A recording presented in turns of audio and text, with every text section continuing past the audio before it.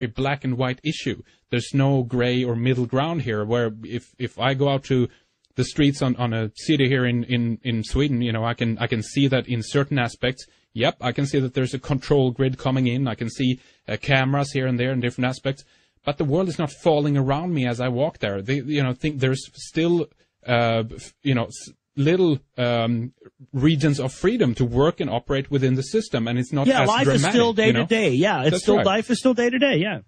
So, what do you see there in terms of that? Do you feel that it is a rallying up of people that are potentially on the cusp of being, let's say, critical of the government, let's say, and it's efficient for them, for the government, for the elites to actually try to coax these people out, try to understand who they are. So let's kind of focus on the negative things and let's get them try to react to this. What do you think, John? I think that's an element of it. I think that I think they're definitely trying to. I mean, some stuff is allowed to come out. I think certain piece of information, many times I've said, okay, this is kind of suspicious. Why are we being allowed to see this? You know, as if it's some sort of a honeypot, you know, trying to bait us into this to see, how much we know or anything else, and to identify those people who, may get off of the plantation, so to speak, who may, actually, as you mentioned, delve off into other realms of information and may not just follow, what the mainstream of this are telling people. And I will get into that in just a minute as far as, what I think the deeper elements of this are, because there are deeper elements I've found within my research, I mean, to the deepest levels.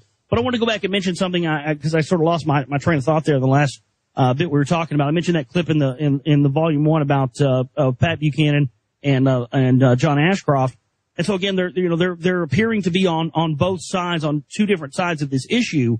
And then you find out, wait a minute, these guys are both members of the Council for National Policy, but yet on television and to the public, they appear to be divided on this issue. And I show, right after showing that ABC News clip, I show on the screen a letter from John Ashcroft to Larry Pratt, thanking him and praising him for his work, but yet in the media, these guys are being touted as being against each other. That's right. Here's Larry Pratt. And so that to me is it's kind of a microcosm for the whole thing, where you see, okay, these guys on television and in the media appear to be against each other, kind of like, the two WWF wrestlers, I'm going to kick your butt. No, I'm going to kick your butt. Right. But then behind closed doors, they're slapping five and they're having big drinks and they're good buddies. So that was another thing for me. I went, okay, I see what this is. This is kind of the way that they divide and conquer people, because one of the things that they refer to themselves as when the group first started, they referred to themselves as the right-wing version of the Council on Foreign Relations.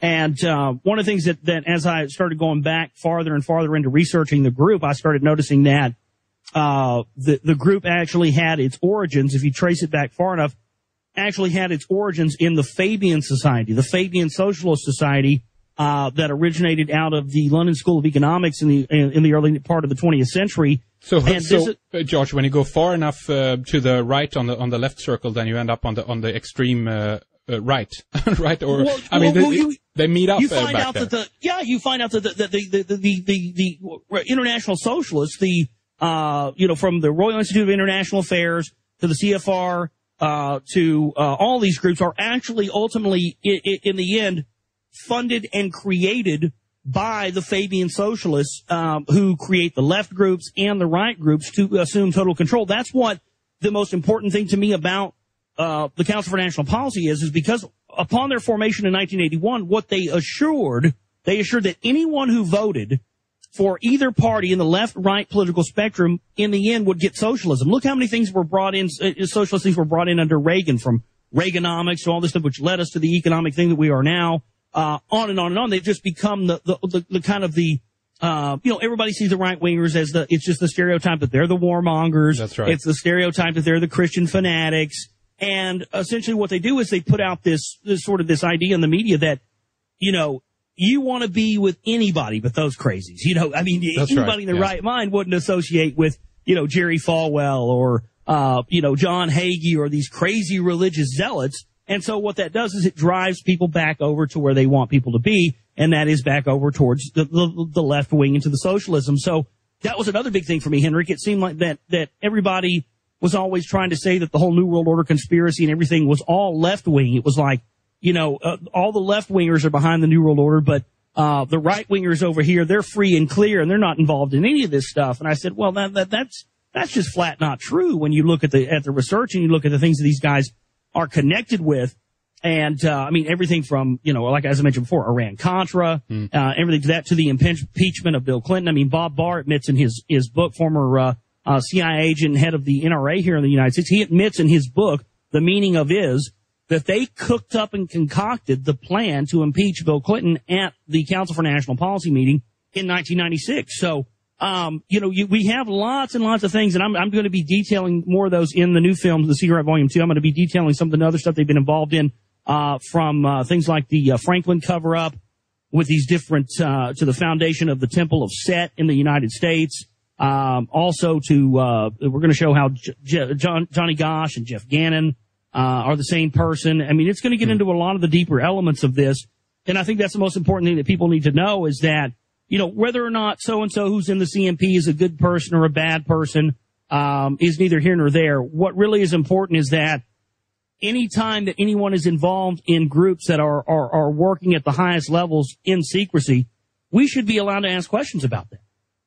Is this, then in that sense, this is the controlled opposition that you mentioned that it's being set up. So again, I'm back to that point that if there is a true voice of valid criticism out there, they won't never reach the top because that role will be fulfilled by one of these people who are controlled, if you will, Josh, already. That's exactly how it is. That's exactly what it is. For instance, I always make the example, Henrik, of saying, okay, let's say that you wanted to start your own grassroots movement to find out the truth about 9/11. Let's just say you didn't have any idea there was already a 9/11 truth movement or any of this stuff out there. You just found out that 9/11 was a fraud, and you wanted to start your own group to take. Well, what happens is you go, okay, I'm going to start a group, and this is going to be my focus, and here it is. And then you get online or whatever, and you start looking, and you go, oh, wait a minute, there's already a group for this. There's already, this whole established thing for this for years and years. So what do? Do you start your own group?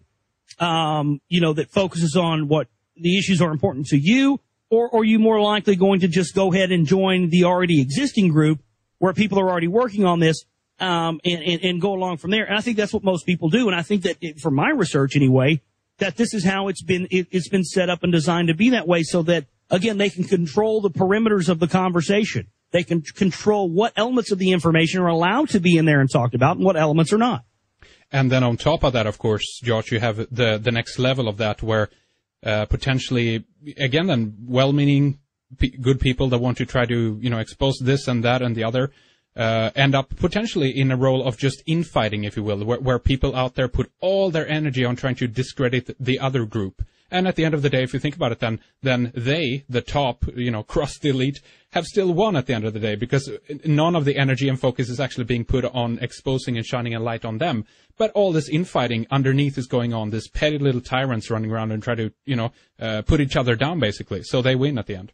Crazy, yeah, it's unbelievable that the stuff that I've seen. And, I've been accused of that, and I've been called a divider, and I'm trying to divide people and everything else. And I've never tried to do that. I always wanted to try and bring people together and work with as many people as I possibly can. The problem is that the trauma-based mind control, and the brainwashing of the intelligentsia of the truth movement is so heavy sometimes that it's very hard to do that. I got to tell you, the one person out of all in all my years, of doing this that has never let me down and has never been, anybody I've ever has always done what they said they were going to do has been Michael Tsarian. I mean, he told me when I first started, I interviewed him for the first time in 2008, and I was just, pretty fresh learning about the group. And, I interviewed him and I told him I was making the volume 1 about the film. And he said, well, let me know when you're done with that film because I want to promote it because to me, it sounds like, you found a lot of the same things I have, but just in a different way. And people need to know about that.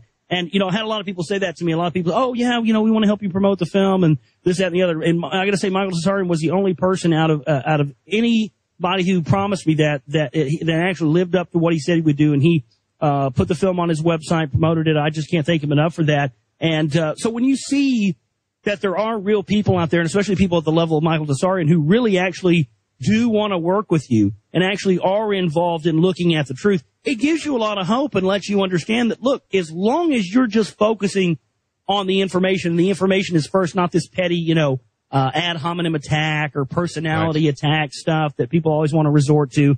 As long as you're focusing on the information, then that's going to rise to the top. You know, all the naysayers and the people who try to say things about you, you know, all that stuff's going to go by the wayside. I've always asked people to just look, you know, if you can contest this info about the Council for National Policy or any of this stuff that I put out, please bring that contrary information to the table.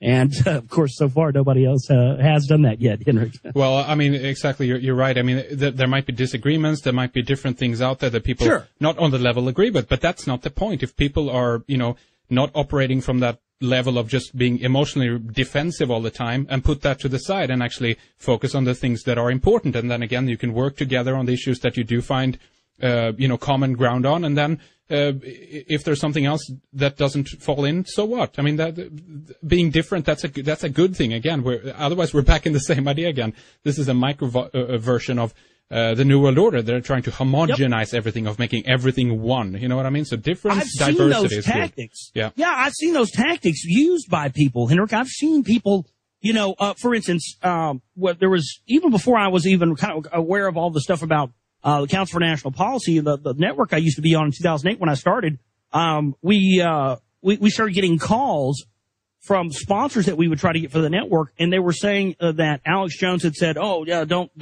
sponsor these guys or whatever." And we started hearing all this stuff back, and I'm like, you know, why would you try to intentionally sabotage somebody else's reach for the benefit of your own thing? That's sort of a big business tactic. You know, that's not what this is supposed to be about. That's right. And in 2008, when I went to this meeting.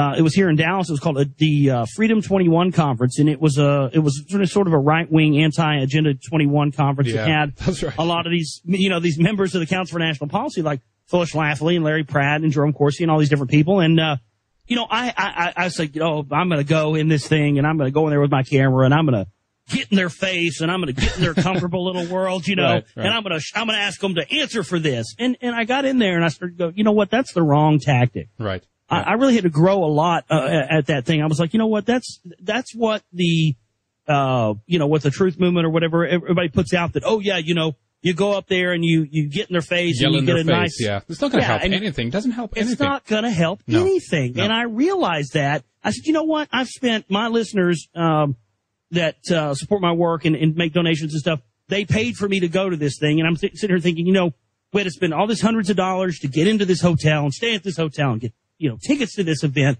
If I go up and start yelling at these guys, I'm going to get maybe 20, 30 seconds of video. It'll be on YouTube. It'll be a funny laugh, for a day, and then everybody will forget about it. Or what I can do is go in here and actually approach these people like human beings and ask them if they'll talk to me.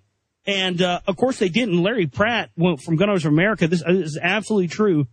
I walked up to him, and when he saw me walking up, he knew immediately who I was. My reputation preceded me. He turned ghost white. I mean, I think that he thought I was either about to hurt him or kill him or yell something out about him in front of him. He just turned ghost white when he saw me. And I just walked up and said, Mr. Pratt, I've tried getting you on my radio show before, and I've just had problems getting you on, and there's some issues I want to talk to you about. And before I could even finish what I was saying, he's like shaking and putting his card in my hand saying, call me, you know, and of course I did try to call him after that and could never get him on. But the point of the matter is that at the base level of this, you know, and I will say some, I don't know about all, but some of these people actually are human beings. And I think that we can get a lot farther, you know, if we try to say, hey, look, you know, this is the question I have. I want to know why you guys are in this secretive group. I want to know why you guys meet 3 times a year in secrecy, why you've got people at the highest levels of everything from business to government to low-level groups to media, why there's no media allowed other than, you know, WorldNet Daily is the only media they ever allow in there. So all these questions, and I find that, you know, again, some people are very apt to want to talk about it, and then others are, you know, I won't talk about it at all. Well, listen, Josh, I mean, if people, or if you in this case, I mean, have an opportunity to talk to these people, do a cohesive interview and actually try to get some coherent information out, I mean, that's the best way to do this. Is this not about understanding what they are about and trying to figure this out? I mean, otherwise, if we just, as you said, you just go up there and yell at them or some other stupid stuff, it's going to be it's going to be fun for somebody on YouTube for a few days. But that will be that. We have not gone any wiser in terms of what actually is making these people tick, if you know what I mean. And furthermore, this is like we're back in the chessboard situation. Are you a black, a player or a white player on the chessboard? Are you, a pawn in the game, if you will, in that sense? Or can you actually transcend over that and try to understand from a broad overview what the chess game is about, right? Yeah, absolutely. And that's been the whole thing about this for me is really seeing what, like, finding out about the Council for National Policy.